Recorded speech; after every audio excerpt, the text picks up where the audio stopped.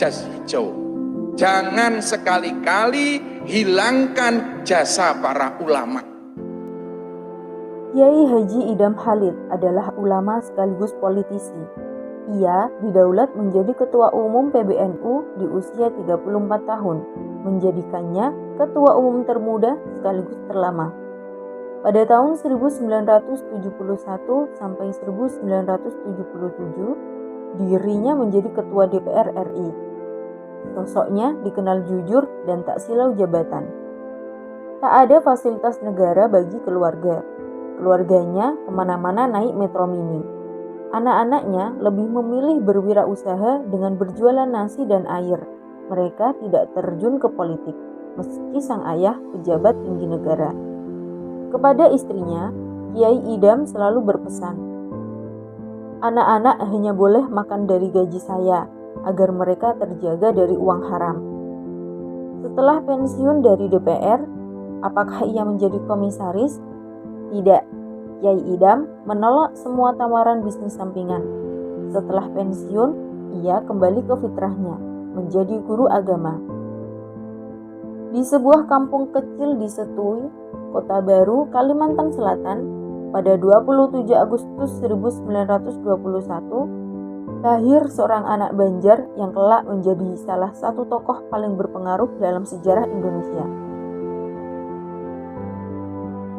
Ia diberi nama Idam Khalid. Sejak kecil, Idam tumbuh dalam lingkungan religius. Pendidikan awalnya ditempuh di pesantren dan madrasah, di mana ia belajar Al-Quran, ilmu agama, serta dasar-dasar kepemimpinan yang bersumber dari nilai Islam dan budaya Banjar. Jiwa mudanya ditempa oleh tradisi kemandirian dan kesederhanaan, ciri khas masyarakat Banjar yang hidup dengan sungai, alam, dan kerja keras.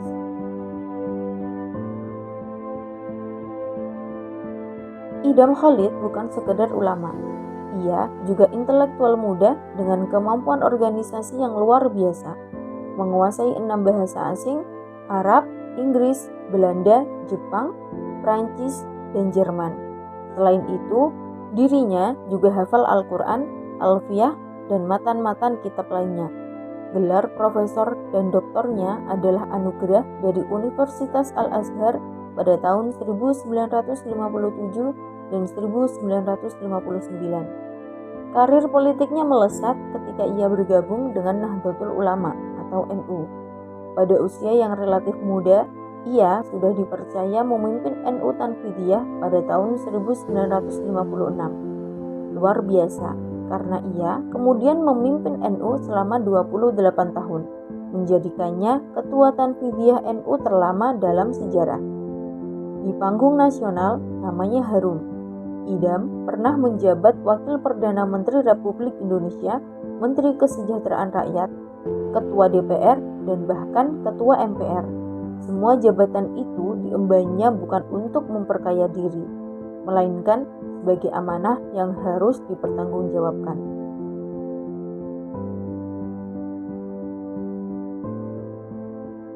Di masa ketika banyak pejabat menikmati fasilitas mewah, Idam dikenal sederhana. Ia tidak membawa pulang mobil dinas, tidak menuntut rumah mewah, dan keluarganya pun hidup biasa saja. Bahkan setelah pensiun dari hiruk-pikuk politik, ia kembali mengabdikan diri pada dunia pendidikan. Di Cepete Selatan, ia membangun sebuah pondok pesantren, mengajar santri-santri muda dengan penuh kesabaran. Di Cisarua, ia mengurus rumah yatim, memastikan anak-anak terlantar tetap memiliki harapan. Semua itu ia lakukan tanpa pamrih. Bagi Idam, jabatan hanyalah sarana untuk mengabdi, bukan jalan menuju kekayaan. Alkisah, dulu ada orang datang ke rumahnya. Saat pamitan, tamu ini meminta uang untuk pulang ke luar pulau. Namun, saat itu Pak Idam tak punya uang. Padahal jabatannya Ketua DPR MPR RI dan Ketua Umum PBNU. Akhirnya beliau meminta izin kepada istrinya untuk melepas gelang, lalu memberikannya kepada tamu.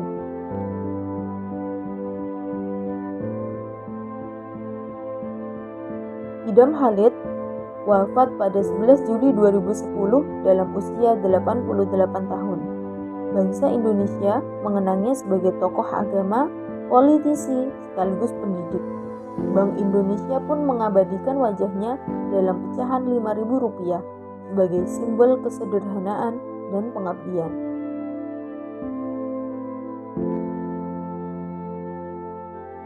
Kisah hidup Idam Khalid mengajarkan bahwa pemimpin sejati adalah mereka yang tetap sederhana meski pernah memegang kekuasaan besar.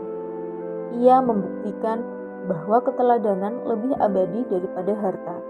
Berbeda dengan kondisi banyak pejabat hari ini, jabatan sering dipandang sebagai jalan menuju kenyamanan hidup, bergelimang fasilitas, namun miskin prestasi.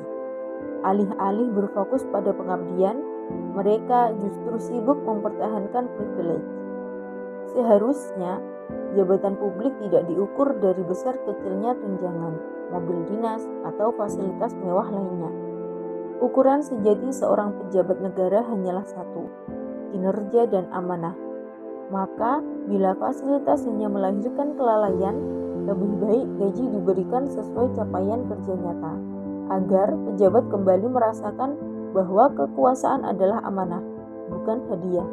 Dengan begitu, semangat Idam Khalid tetap hidup. Pemimpin yang sederhana, bersahaja, namun penuh pengabdian. Dan inilah wakil rakyat yang sesungguhnya. Teruntuk Kiai Haji Idam Khalid, Lahul Fatihah.